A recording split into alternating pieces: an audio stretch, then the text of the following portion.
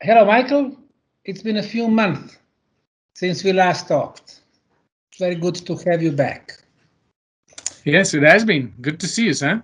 Yes. Today, we will be talking about stuff that for some people sound non-conventional, but in reality, they explain everything around us.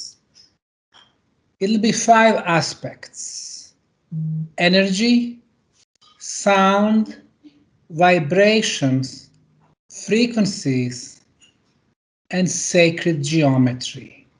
These are the aspects actually you defined, and I'm going to ask you 16 questions. So Wow. if you can answer in simple terms, layman terms, to people who meet with those aspects, I think that will be great. So the first aspect of our life is the energy. Simple question. What is energy?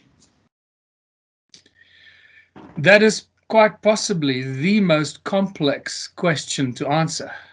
And I don't think that you'll find 2 scientists or 2 people alive in the world today that'll probably answer the same thing.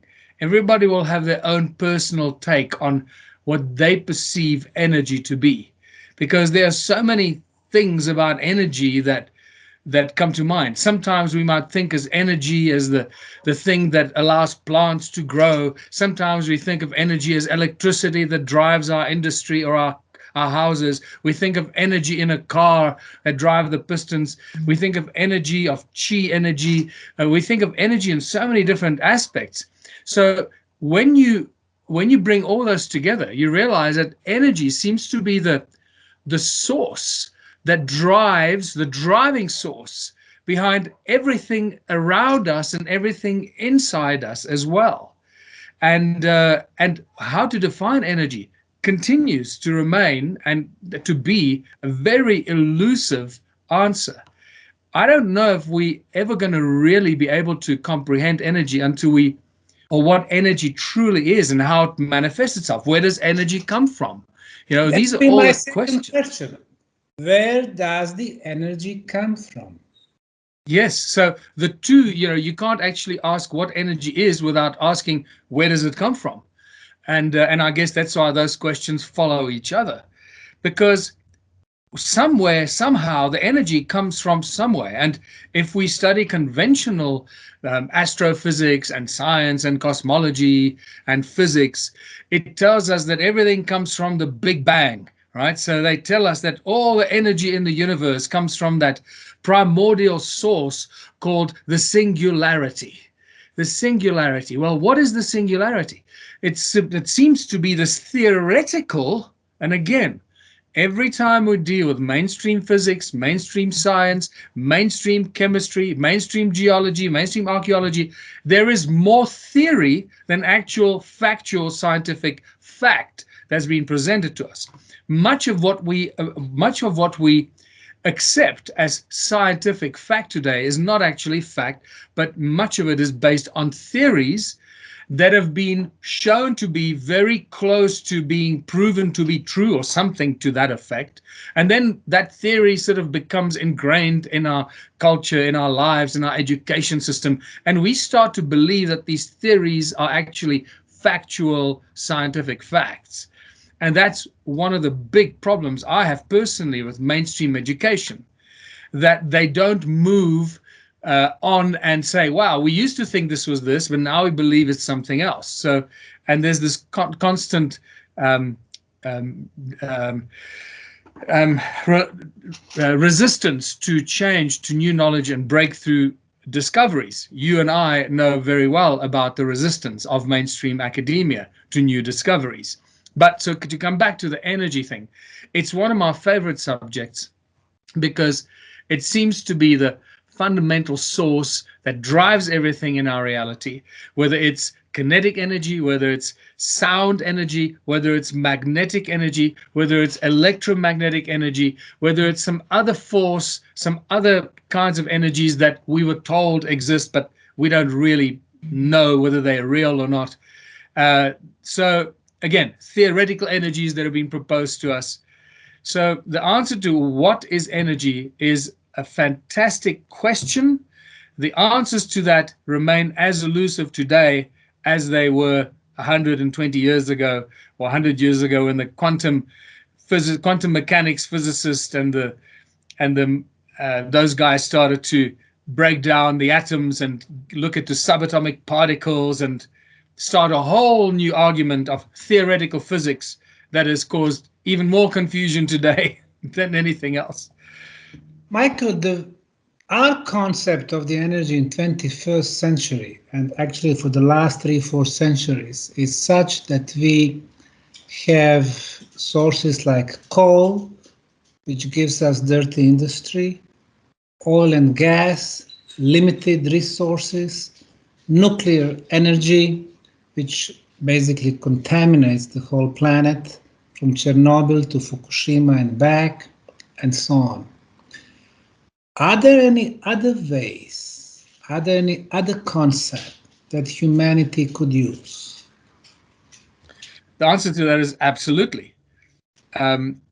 Keep in mind, if energy is the source that drives, or the ether, or the whatever that drives everything in existence, and those energies, we need to look at exactly what you said and look at other forms of energies, and that's where you start getting into non-conventional research and areas.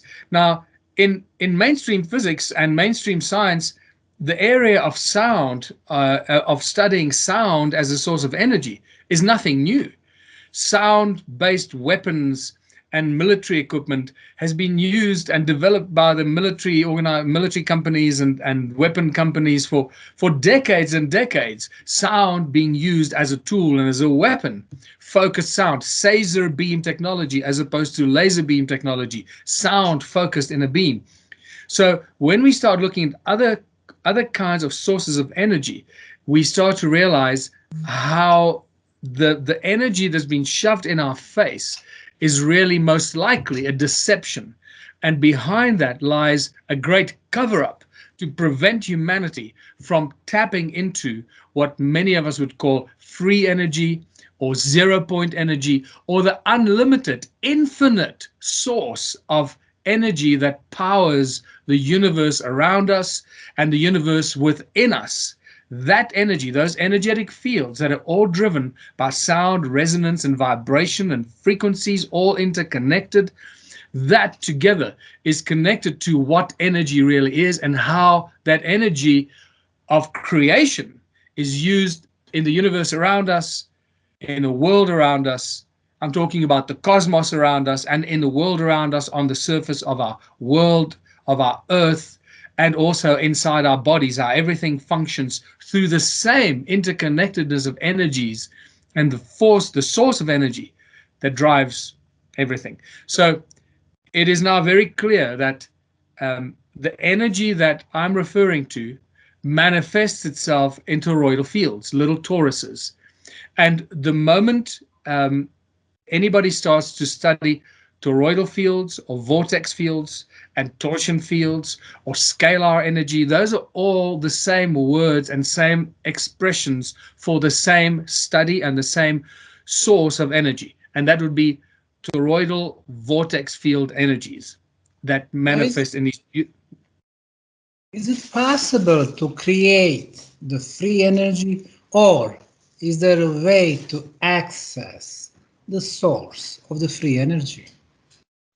Very much so. I've been fortunate to have seen several devices that could be called free energy devices, and of different kinds.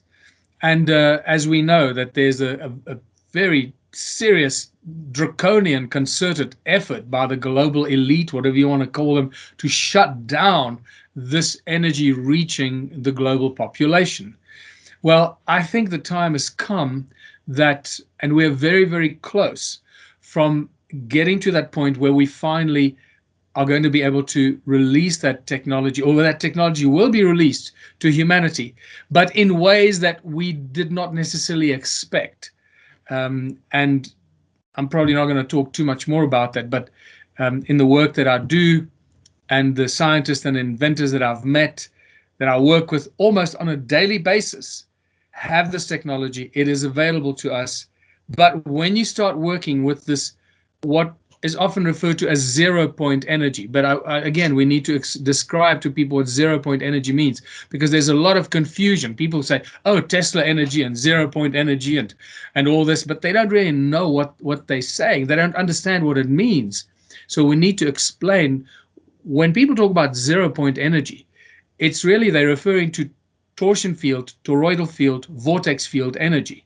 That 0 point at the center where the toroidal fields meet from the top and from the bottom, where they meet in the middle, where the vacuum, the cone-shaped energy vortexes in this way and it vortexes in the other way.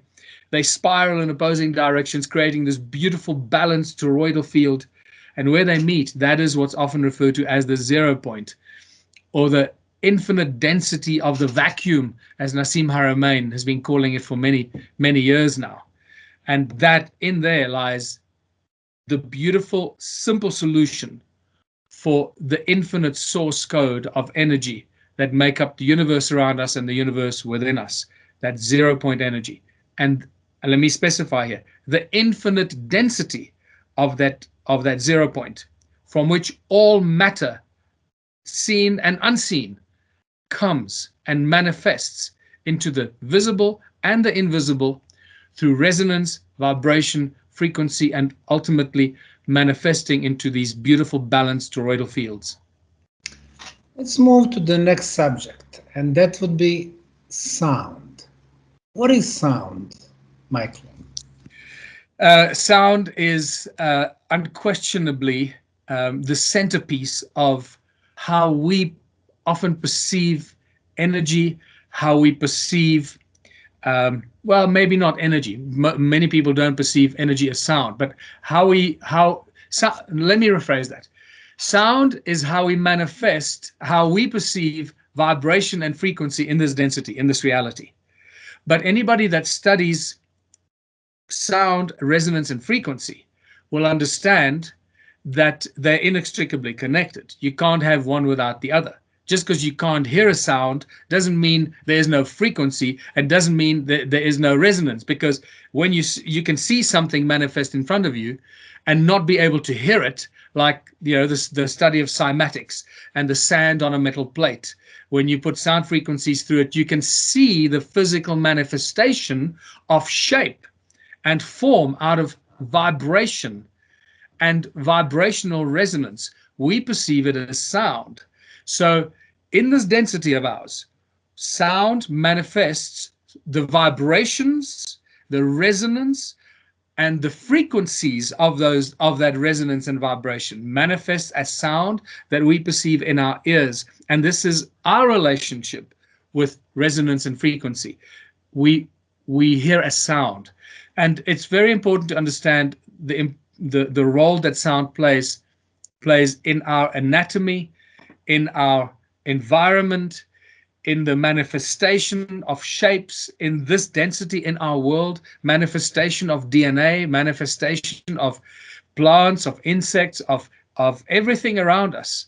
The shape of crystals, the shape of sacred geometry that we're coming to is manifested through sound, resonance, and frequency.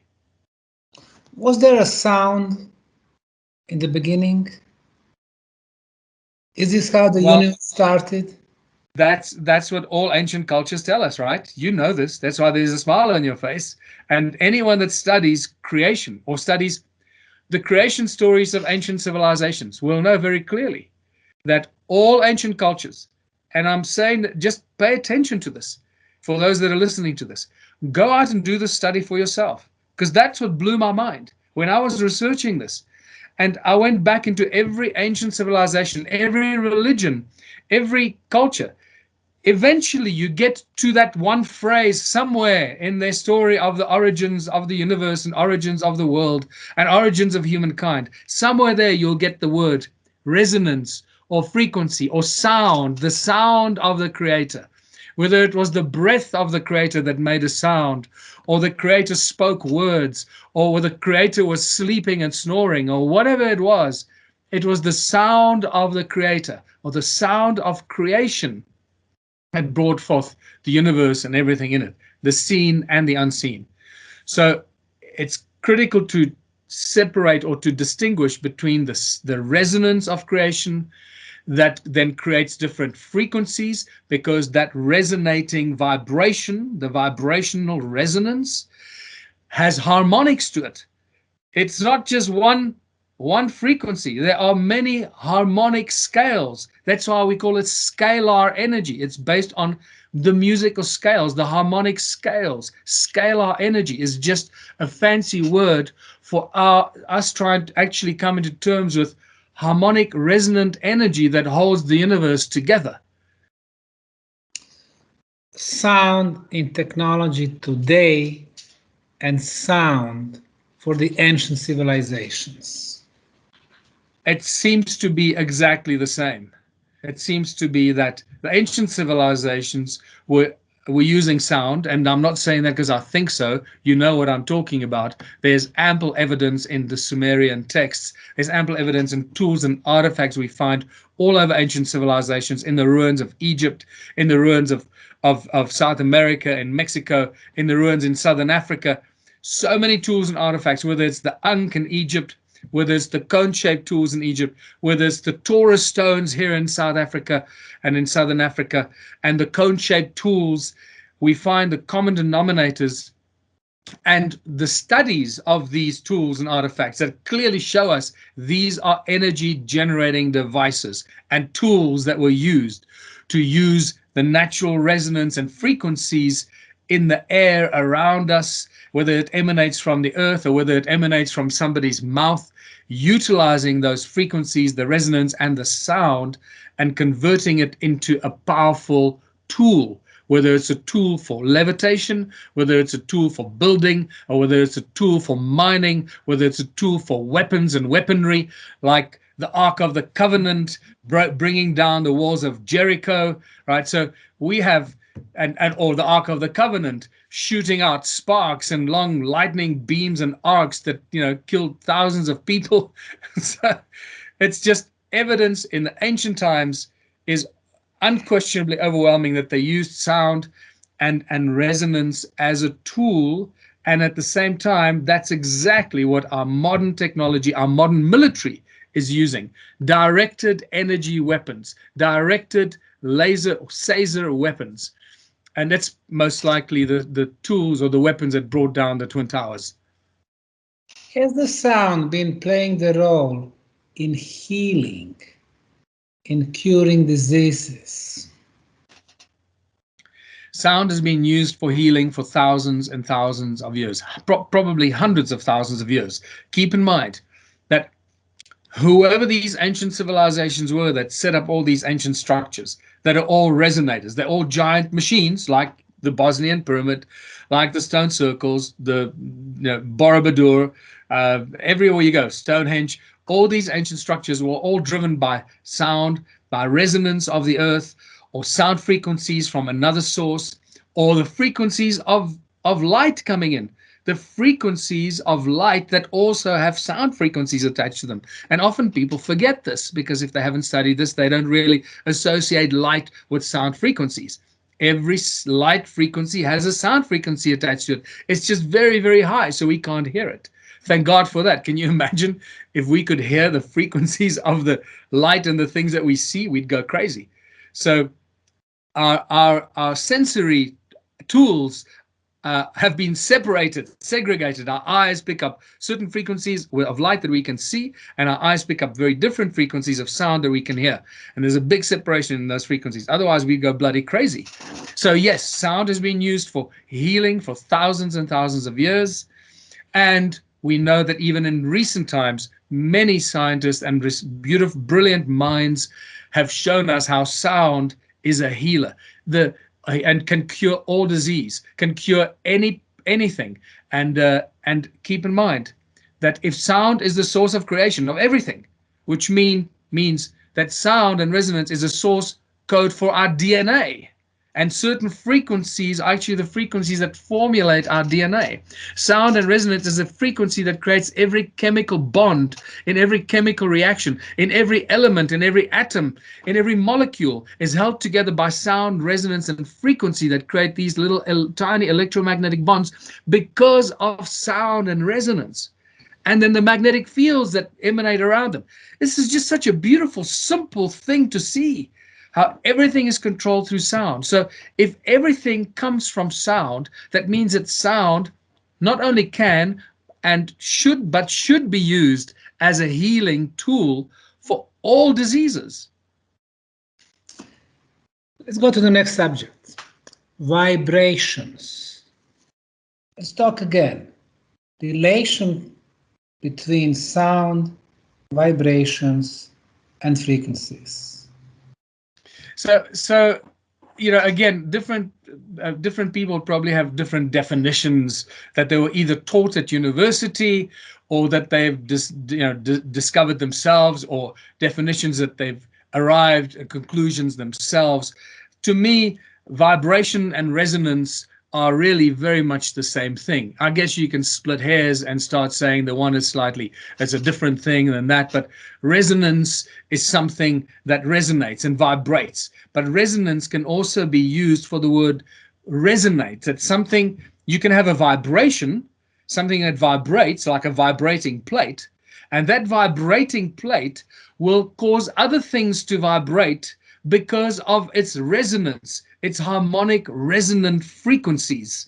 So again, there's this interconnected, inextricable, inseparable connectedness between all these things: sound, resonance, frequency, vibration. They're all inextricably connected. You cannot separate any of that. It's just our perception and our growing awareness of what's really going on, and the words and with the names we give it when we discover it. It's a very exciting time we're in right now, because we can share this information in milliseconds around the world when we make a new discovery through the technology of the internet. It's just how people receive that information and what they do with that information that then makes the difference. Michael, you nicely described how sound can help humanity, healing, for example. How about the vibrations? Can it help humanity? Oh, absolutely. Look, remember we used some of these words in our language, in English. And we often don't even know that we're referring to this. Like, you'd go to a party and you get to the door and you stand in the entrance and you'd go, I don't know if I want to go in there. And you go home and you tell your wife, say, I went to the party, but I didn't want to go in there. It was just a bad vibe. It's like, what does that mean? Bad vibe. Vibration. You walked into the room and you felt a bad vibration. There was a different resonance or a vibration. The vibration that was created by that collective group of people in that room did not resonate with you, with your vibration. The vibration created by the beating of your heart. Remember that your heart is the main organ in your body that creates this powerful vibration. It beats from the moment you are conceived, virtually, when your heart is formed as a fetus. And that beating heart starts to create this very powerful magnetic and electromagnetic field around your little body and then around your large body. So you have your own vibration that is created by the beating of your heart, that has a certain frequency. The number of beats then creates the frequency of the beats of your heart, of the vibration. And that vibration that goes out around your body like a giant torus creates a resonance.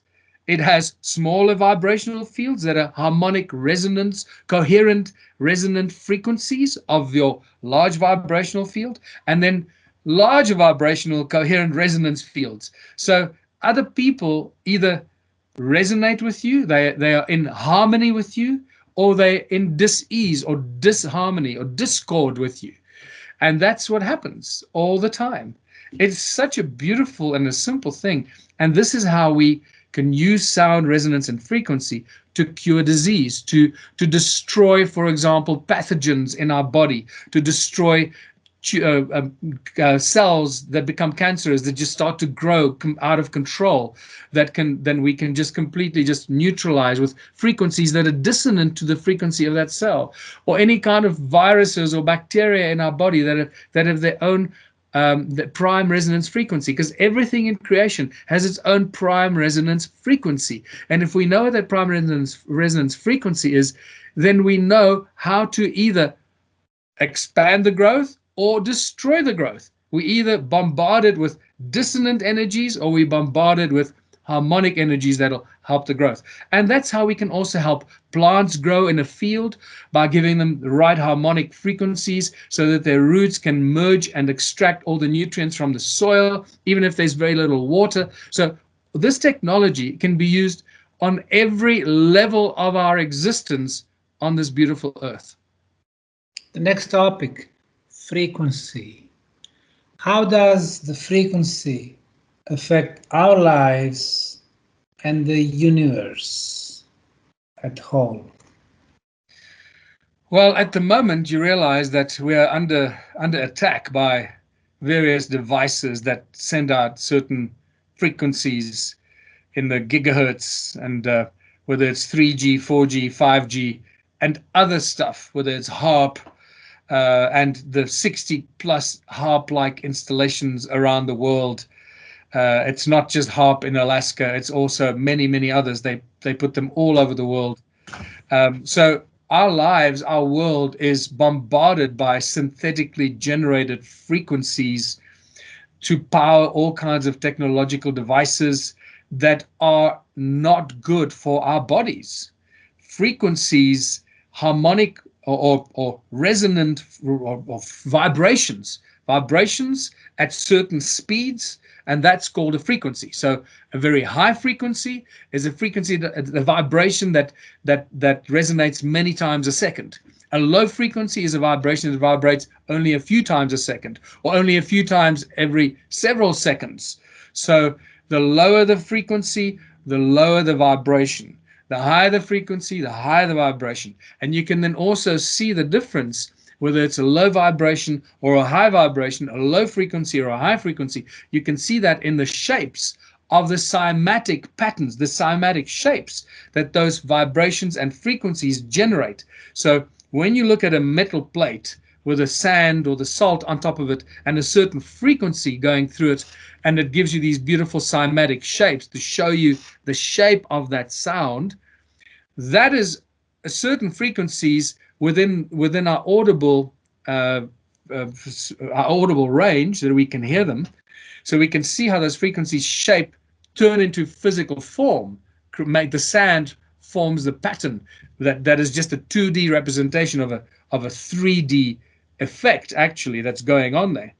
But if that vibrations, those frequencies go lower, where we can't hear them anymore, the shape of that sound will be too big for that metal plate. So we won't even be, so not only can we not hear it, but we won't even be able to see it, because that shape of that frequency, the cymatic pattern, will be too big for the plate. And it might only form a pile, like a little pile in the middle. And we'll think, whoa, why is it forming a pile in the middle? Because we're only seeing the central cone of the toroidal field that's responsible for that cymatic pattern, the central cone that is sort of approximating the 0 point, and around it is the virtual cymatic pattern that goes out several meters away around us, that if we could see it, we would see the cymatic shape of that low frequency sound, that low vibration. This is just so beautiful. And the stone circles in South Africa, the stone circle ruins, are a great example of the physical shape and forms of these low frequency shapes. And that's why they are 10 meters across, 50, 100 meters across, because those frequencies that are responsible for creating those stone circle cymatic shapes are very low vibrating frequencies. And I know that we haven't really done these experiments because it requires a lot of technological equipment and time and money. This is something that needs to be done. I believe that most of these tone circles will probably approximate the Schumann resonance, like 7.8 hertz or somewhere in that field, and then the harmonic scales above it, and the harmonic scales below it, whatever harmonic scale resonates with that. Let's move to the fifth and final subject, sacred geometry. What is sacred geometry, and why is it sacred? So we need to first take the religion out of the word sacred. So when people talk about sacred geometry, it's not anything to do with religion. So I think the term sacred geometry has probably done that study or that field of study a lot of damage, because when people hear the word sacred geometry, they think, oh, it's some religious studies, and it's just so bad. So I would really like to tell people when they listen to this, when you hear sacred geometry, do not think about religion for a second. It's got nothing to do with religion. It's got everything to do with a primordial source code of manifestation of all the shapes and all the patterns in all of creation. It's really as simple as that. That's why it was given the word or the name sacred geometry, because it comes from creation. And it's really starting with very basic principles, starting with a circle in a 2D environment, and that becomes a sphere. The sphere overlaps with another sphere, and you start creating complex patterns from the most simple original structures that are created from sound and resonance. So sacred geometry is just a collective, is a description of collective geometric shapes that make up everything in creation. And how does it affect our lives? Sacred geometry affects everything, because sacred geometry is what I guess we could probably say the first shapes that manifest out of the sound or the resonance of creation, out of the resonance of the Creator, the breath of God, the sound of the Creator, when God said, let there be light, or when in Buddhism, when the Creator was sleeping and was in a deep sleep, and a deep rumble and a hum started to rise from the depths and got louder and louder. So it affects everything, because sacred geometry is the primordial geometric patterns that are formed by the resonance that brings everything forth. And the key thing here is the one thing that's behind it seems to be that elusive thing called consciousness. And the reason I'm bringing this up is because it's one of the things that Max Planck was very passionate about. And here's a guy that won a Nobel Prize. He's the father of quantum mechanics, the guy that gave us bilocation, proving that one particle can move from one place to another without moving. It can disappear here and reappear there. It's called a quantum leap, right? And so you can bilocate. He made it very clear that behind all of this is this thing called consciousness, that none of this can exist without consciousness. Now, that was not promoted by the mainstream educational and scientific academia when Max Planck was at the height of his career. And yet, he was the one that made it very clear that without consciousness, nothing can exist. So when we talk about energy and sound and the source of creation and everything, ultimately, and all that manifesting into this physical world around us, including us and our physical bodies, ultimately we have to say, well, where does all of this come from? Where does that original sound of creation come from? And that is like asking, where does the singularity point comes from? Where does that point of singularity come from that everything in our universe manifested out of? I suspect that singularity point that we seem to be able to detect from observing this distant place somewhere in the universe that seems to be the center of the origin of where everything in the universe comes from. When we look at that, we are most likely looking at the 0 point of the giant torus that makes up our universe.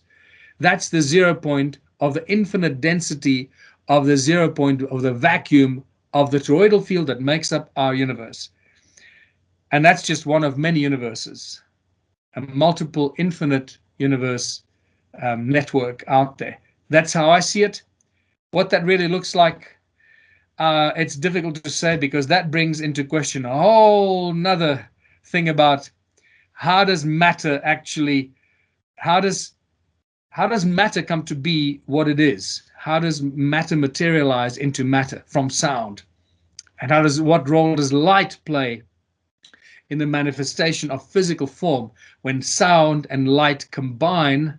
Because that seems to be the crux of the matter here, the crux of the matter, because it says that God said, "Let there be light." And it's the moment where the sound and the light become one and unite and align side by side. We have sound, magnetism, electromagnetism, which is light, and we have a sequence of creation that we are told in the opening phrase of the Bible. God said, "Let there be light." So it was the consciousness of the Creator that brought forth the resonance, the sound of the Word of God, and the sound of creation then created light. It's a spectacular. This is like, for me, this is like high-level physics at its best. It's like explains everything at the highest level of physics and quantum mechanics. Now, we will stop right here. Michael, this was brilliant. I think you are giving excellent pretext for all the sciences that we have today. Biology, math and geometry, physics. So this was wonderful. I think that Nikola Tesla would be proud of you, remembering his sentence that if we want to understand the universe, we need to think in terms of energy, vibrations and frequencies. Thanks a lot, my friend. Thank you very much. Thank you, Sam.